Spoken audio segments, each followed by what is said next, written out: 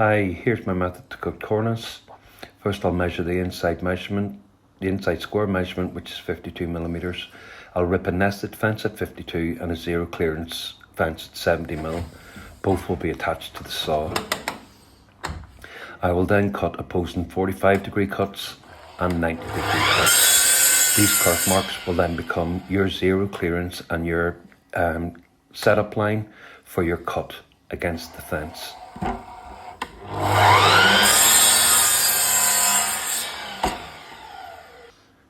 You then rest your cornice with the miter mark positioned.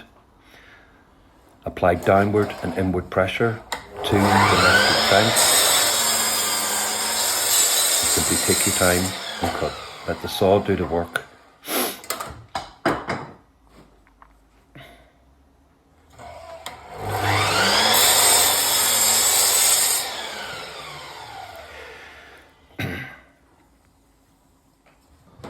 Bring your pieces together, and 99 times out of 100, they'll be absolutely perfect.